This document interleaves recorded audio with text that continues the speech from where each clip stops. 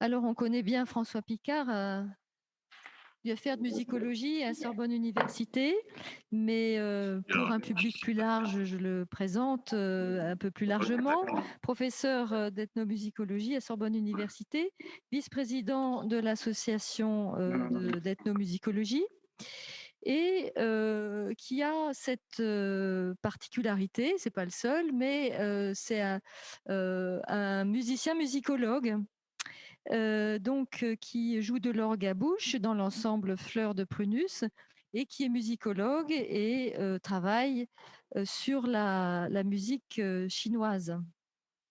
Il a publié donc, entre autres, nombreuses publications qui sont sous forme d'articles ou de chapitres d'ouvrages, mais en termes d'ouvrages, la musique chinoise, le lexique des musiques d'Asie et puis l'incantation du patriarche Puan. Je ne sais pas si je prononce bien. Voilà, c'est ce que je voulais dire. Voilà, c'est ça. Et, François Picard va nous parler également de jésuites. Les jésuites, évidemment, ont une part importante dans ce que l'on pourrait appeler la diplomatie, mais aussi la diplomatie musicale avec leurs voyages et leur souci aussi de faire dialoguer des cultures. Eh bien, on les retrouve souvent dans des questions aussi d'échange et de circulation et de diplomatie musicale, on pourrait dire. Et avec, donc, dans le, oui, là, il y a un petit retour. Dans le sujet présenté par François Picard aujourd'hui, le palais des délices de l'harmonie, jésuites et courtisanes. Il y a donc les jésuites d'un côté, mais aussi les courtisanes qui sont souvent, que ce soit en Chine, en Italie, en France ou ailleurs, aussi les actrices de la production de la musique et aussi de sa diffusion. Je vais partir d'un. On va arriver à de la musique, hein. Mais on va partir d'un texte. Euh, je l'ai écrit dans la partie rédigée de ma proposition. Euh, avec Jean-Christophe Riche, on est parti de quelque chose qui n'est pas arrivé, qu'on n'a pas le droit de faire du point de vue historien, scientifique, mais en tant qu'artiste et en tant que personne aujourd'hui, fin XXe siècle, début XXIe siècle, qui pratiquons les échanges musicaux à grande distance et à travers les siècles, on a pris ce prétexte, la rencontre des jésuites, des courtisanes et des mandarins, pour imaginer des musiques autour de ça et provoquer des rencontres aujourd'hui entre des musiciennes chinoises, des musiciens français, des musiciennes japonaises et des musiciens vietnamiens, enfin tout ça. Ici, ailleurs, et comme l'avait dit Aurélien Gras, partout où on veut bien de nous. Du père Jartou, missionnaire de la Compagnie de Jésus, les jésuites, hein, au père de Fontanet, jésuite aussi, 20 août 1704. J'ai dans mon palais, dit Sa Majesté, c'est l'empereur, une femme qui joue excellemment bien de la harpe. Je voulus faire juge de son habileté le père Pereira, donc célèbre missionnaire portugais, célèbre chez les historiens de la musique et les historiens de la théorie de la musique, parce qu'il a confronté la théorie chinoise de la musique et la théorie occidentale de la musique, en traduisant avec l'aide de lettrés chinois la théorie européenne de la musique en chinois. Et donc, il s'est heurté à la théorie chinoise de la musique qui existait déjà, même s'il n'est pas encore arrivé tout à fait ici, mais on en avait parlé dans un hommage bien mérité à Nicolas Méus. Le père Pereira qui touche bien les instruments. En particulier, c'est lui qui réglait les clavecins de l'empereur. Mais faisant attention à la délicatesse des missionnaires, je craignis que le père ne fût tenté de me refuser. Il me vint en penser qu'en tirant un rideau entre les deux, le père n'aurait peut-être plus la même difficulté. Cependant, je craignais encore que cet expédient ne lui déplut. Alors, quelques courtisans me proposèrent de faire habiller cette femme en homme et me promirent sur cela un secret inviolable. J'étais fort porté à le faire afin de contenter ma curiosité. Mais après quelques réflexions, je jugeai qu'il était indigne de tromper un homme qui se fiait en moi. Ainsi, je me privais du plaisir que je m'étais proposé pour ne point faire de peine aux missionnaires sur les devoirs de sa profession. Donc voilà, on aurait pu s'arrêter là, hein, sur l'absence de la rencontre entre les jésuites et les courtisanes. Deux rencontres imaginées. L'une, excusez-moi les caractères bizarres, ça se prononce mouselard, hein, et ça désigne quelque chose que nous on appelle vaguement harpsichorde, clavecin, etc. Hein, donc c'est un dessin d'après ce que j'ai compris, c'est un dessin qui est une peinture, représentation, une icône de chinoiserie qui circule et qui est une icône qui est sur un instrument. Hein. La plupart de ces chinoiseries-là sont en fait, y compris, c'est une scène musicale, mais en fait reproduite sur des instruments qui sont le bois et le support de la peinture. À gauche, c'est une photo et on reconnaît ces fameux parce que Jean-Christophe Rich et moi, on s'est heurté à ces instruments-là, ces fameux clavecins en métal de Leipzig des années 50.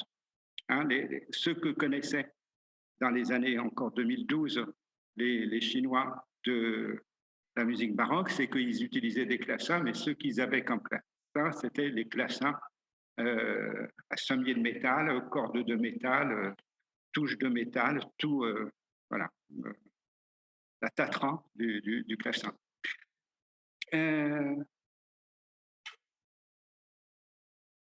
Ici, excusez-moi, c'est le goût japonais, mais il en faut, hein, puisqu'on est dans les goûts réunis quand même. C'est pas moi qui ai mis le rose et puis le bleu, mais ça va très bien. Donc c'est une chinoiserie, évidemment, mais on va retrouver un des thèmes qui nous ont inspirés, donc Christophe Frisch et moi, dans ce palais des délices de l'harmonie. C'est cette histoire-là que des jésuites et d'autres, et pas forcément des religieux comme Castiglione ou autres, ont été au service de la cour de l'empereur de Chine, l'empereur Mandchou, et ont construit des bâtiments à l'européenne, mais dans un goût de jardin assez mélangé.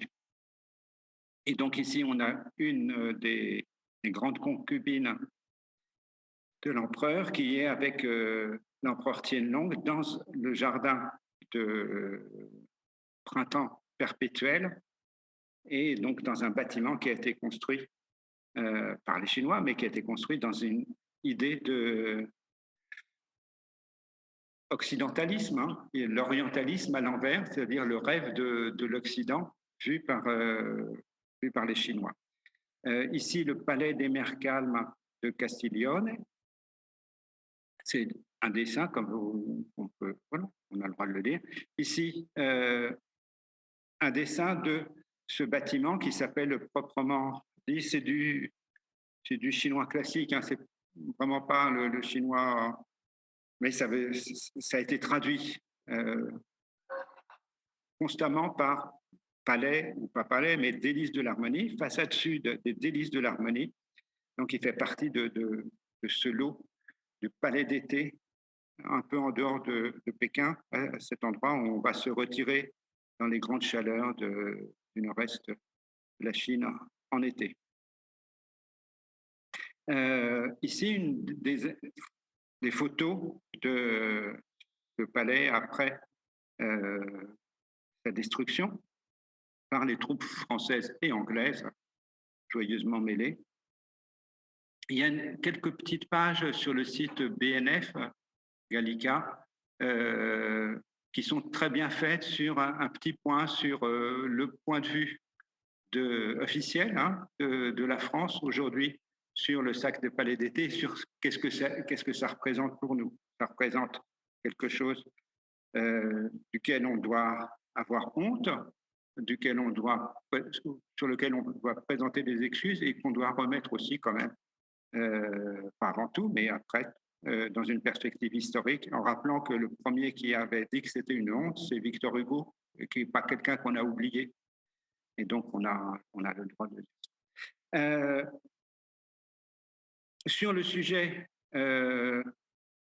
jésuites, courtisanes, musique, peu d'articles, peu de recherches ont été faites. Il y a celle donc de Jean-Christophe Frisch et moi-même qui ont abouti à un disque il y a presque 20 ans maintenant, et puis un article un peu plus récent de Chupong, paru dans la grande revue internationale de sinologie Tong Pao en 2014. Il y a certaines choses sur lesquelles j'épiloguerai pas parce que je ne suis pas d'accord, mais elle dit bien que entre mandarins et courtisanes, donc on peut dire les courtisanes, ce ne sont pas les femmes de cour comme ça, c'est les courtisanes, pas comme Splendeur et courtisane, mais les courtisanes exactement comme les ji ou jinu, et c'est-à-dire en français d'aujourd'hui les geishas, ces femmes dont la profession est de divertir les messieurs et qui sont des entraîneuses et surtout des femmes de divertissement et ça se situe, c'est pas du tout à moi de les excuser, je ne les excuserai pas cette pratique, mais ça se situe dans un cadre où la femme qui a été mariée et c'est dans le cadre de mariage arrangé. Hein, et donc les femmes de cœur, c'est autre chose, et les femmes d'intellect, ça va être en particulier ce qu'on appelle jinu ou courtisane. Ce qui va expliquer aussi cette très longue tradition, plus de 1300 ans, qui fait qu'il y a des femmes professionnelles, non seulement du chant, mais des instruments en Chine. Hein, et une tradition qui a été réinventée et retrouvée aujourd'hui. Donc, dans les genres qui sont susceptibles d'être joués par ces femmes, il y a bien sûr des chants de fables, mais il y a aussi des solos, c'est assez connu, hein, des solos de harpe, comme il dit. Hein, nous, aujourd'hui, on dirait plutôt de sitar, mais on comprend le français de l'époque. Mais également des ensembles à plusieurs et dans lesquels on chante en particulier. Donc, ce qu'on appelle les chants du Nord et les chants du Sud, qui ne correspondent pas à des oppositions géographiques, mais à une polarité. Oui, on a besoin dans une soirée de chants du Nord et de chants du Sud. Les chants du Nord sont rapides, vigoureux à deux temps, et les chants du Sud sont lents, plus ou moins mélancoliques, et à quatre temps. Et normalement, on commence par le lent et mélancolique, et puis on va vers le rapide. C'est la forme des suites. Et ceci est 17e, 18e siècle, peut-être même avant, à l'origine de ce qu'on a appelé aujourd'hui le répertoire de l'opéra classique, qui a été constitué au XXe siècle, surtout à la fin du XXe siècle, comme étant classique, l'opéra classique de Chine, le kunshi, ce qu'il n'était pas. Mais donc, pour ceux qui connaîtraient mieux le kunshi que le reste, c'est ça que ça désigne. Donc, aller-retour, un concert chinois, une gravure transmise en noir et blanc, et puis donc, par hasard, on a une colorisation. Hein, le mauvais goût n'a pas attendu Hollywood. Hein, il existait déjà d'avoir des gens qui rajoutaient des couleurs à des images qui représentaient des choses qu'ils n'avaient jamais vues. C'est pas très grave, hein, c'est plus joli. Si j'avais eu, alors Joseph-Marie Amiot envoie en 1754 les premiers écrits sur la musique, qui sont essentiellement des écrits où il fait traduire, il traduit avec des Chinois, en français, des écrits en chinois, pas sur les musiques qu'on joue, mais des écrits sur la musique, pas forcément qu'on joue. Et puis, au fur et à mesure, il va être ressollicité, il va faire des descriptions d'instruments, et puis mettre 5 airs ou 10 airs en exemple, hein, comme Rameau aime, Rousseau aime avoir un air chinois, 2 airs chinois, plus c'est trop, quoi. Mais finalement, en 1779, Amiot envoie 2 fois 4 recueils, 3 de divertissements chinois. Divertissement, c'est pas ici que je devrais le dire parce que c'est vous qui m'avez appris ça. Hein, ça veut dire suite. Hein, ça veut pas dire ah je m'amuse. Ah qu'est-ce qu'on rigole. Ça veut dire divertimento. Ça veut dire des pièces diverses. Hein. Merci Bertrand. Voilà. Hein, donc divertissement chinois, ça veut pas dire on rigole. La Chine, on rigole. Ça veut dire c'est des pièces diverses. Pourquoi? Parce qu'il y en a du nord et du sud. Et il envoie dans un même lot des divertissements chinois et de la musique sacrée, c'est-à-dire, entre guillemets, c'est-à-dire des chants, des prières à chanter en chinois, mais qui sont la plupart traduites directement du latin, qui sont des prières catholiques qui étaient exécutées à l'église des Français, des jésuites français de Pékin. Il envoie tout ceci et après qu'on a, avec Jean-Christophe Riche, réalisé tout ceci, on n'avait pas vu la relation entre cette musique dont on sait maintenant, dont je sais maintenant, grâce aux experts chinois aussi, que ces musiques-là pouvaient être chantées par des courtisanes. Et ces musiques qui sont des prières chantées dans la messe catholique en chinois. Quel était le rapport entre ces deux choses-là? Il se trouve que c'est le travail de terrain de l'ethnomusicologue, même historien, c'est que j'ai recueilli, on a recueilli pour moi, on m'a fait passer, sans que j'ai le droit de... Enfin, je protège mes sources, sans dire d'où ça vient, on m'a fait passer des recueils, fin 19e siècle, début 20e, milieu 20e, extrême fin du 20e siècle, qui témoignent que ces deux répertoires-là, si différents, ils sont joués par les mêmes personnes et que certains ont dans le même recueil les pièces des divertissements chinois et des pièces des chants catholiques. Ça ne veut pas dire que les courtisanes chantaient des prières catholiques, mais ça veut dire que c'était les mêmes musiciens et le même système musical. Amiot n'a pas entendu en fait ces musiques. Si j'avais eu à ma disposition quelques bons musiciens chinois qui eussent joué ou chanté ces airs, moi présent, j'aurais pu les noter entièrement à notre manière. Je n'ai pas pu me procurer cet avantage, etc. Donc, il recopie sous forme de notation originale ou en la transcrivant sur notation surportée à 5 lignes de la musique qu'il n'a pas entendue. Hein, donc, encore une fois, Jésus et courtisane, c'est un peu raté. Quelques images de ces doux mélanges, hein, donc où on a l'occasion de présenter souvent dans des salles de concert, mais le plus souvent dans des églises, des musiques, y compris des musiques qui sont des musiques des divertissements tels que, et du répertoire que pouvaient jouer des...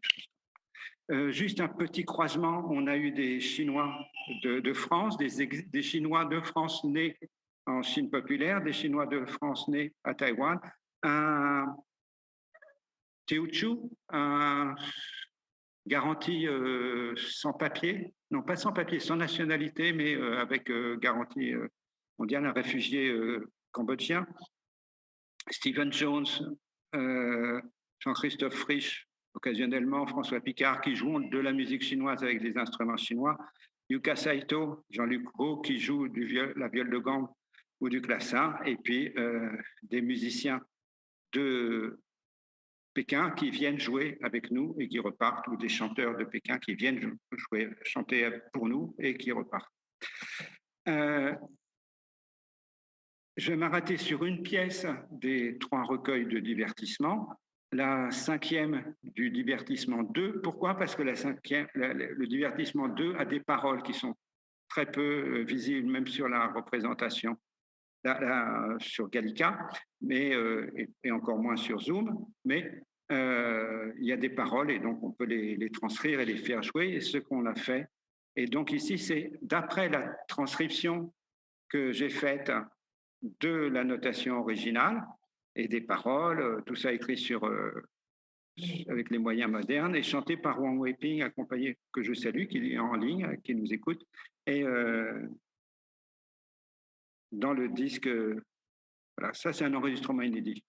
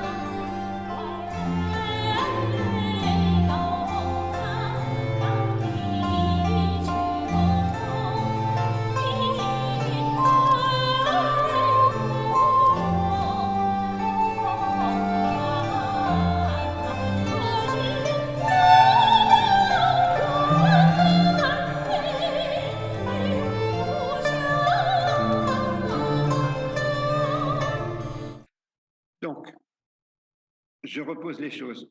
La transcription, la notation d'Amiot, qu'il a retranscrite, trop fort, qu'il a retranscrite à partir de notations chinoises qu'il n'a pas entendues et qu'il a transmises et qu'on a joué d'après la transcription en s'inspirant d'un style qui était un style milieu XVIIIe siècle. Et puis, en faisant des recherches, grâce au fait que certaines des pièces, par exemple la séquence numéro 5, sont tirées de pièces chinoises tout à fait du répertoire, qui sont plus anciennes, hein, 16e siècle, mais dont la notation musicale a été transmise, non seulement jusqu'à aujourd'hui, mais jusqu'à demain, puisqu'elle est en ligne et numérique. Donc ici, c'est l'extrait exactement de ce qu'on vient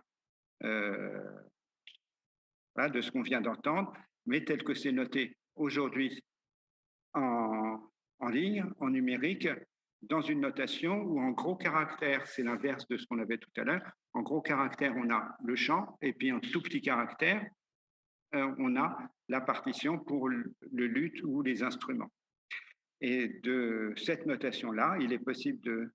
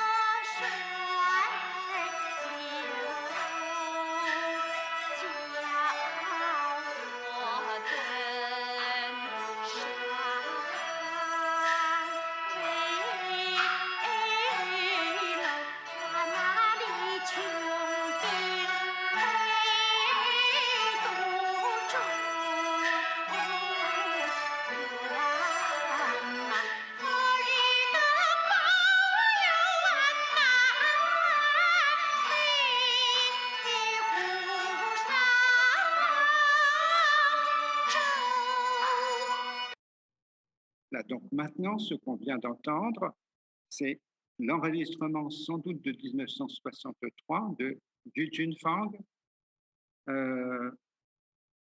Faut pas avoir honte, je ne savais pas, je me suis fait avoir, c'est fait exprès. C'est le talent des chanteurs qui enseignent aux chanteuses de faire en sorte qu'une femme qui chante un rôle de femme le chante comme un homme chantant le rôle de femme. Donc je pensais bêtement que 1963, c'était un homme qui chantait et c'est une femme qui chante dans le style des hommes. Elle chante d'après la tradition avec un support de partition, mais transmis en Chine populaire, enfin en Chine impériale, puis en Chine populaire. Et ce qu'elle chante, c'est à une mesure près, parce qu'il y a une mesure où moi j'ai transcrit en 2 mesures, et eux, ils l'ont en une seule mesure, mais c'est presque note pour note la même chose.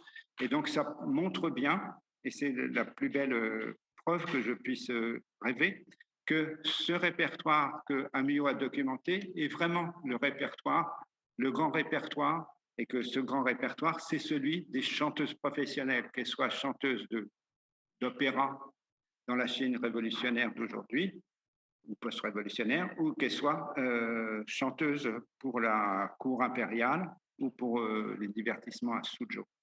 Voilà. Et pour terminer, une petite photo des courtisanes avec le mandarin. Je n'étais pas encore prof à la Sorbonne, mais j'étais sans doute déjà mandarin. Et voilà. Merci. Au revoir.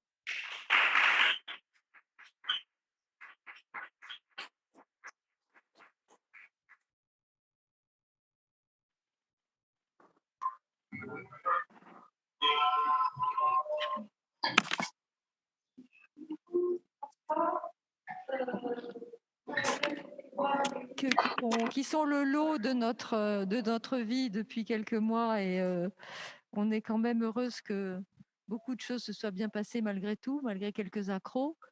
Il nous reste quelques minutes pour discuter. Alors, qui voudrait prendre la parole? Qui a des questions?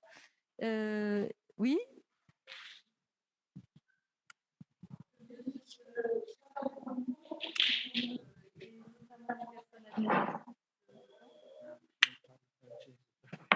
In italiano.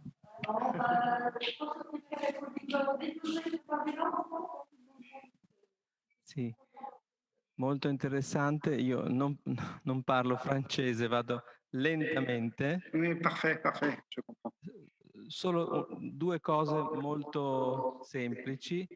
Mi ha impressionato perché facendo una ricerca ho trovato che Francesco Gasparini, compositore italiano, ha scritto un'opera intitolata Taikan, re della Cina, nel 1706, e c'è una bellissima immagine nel libretto stampato.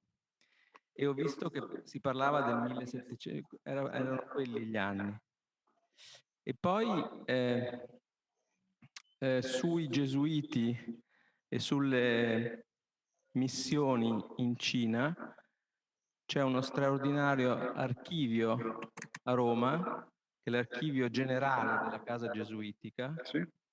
dove ci sono sicuramente molte relazioni di viaggio di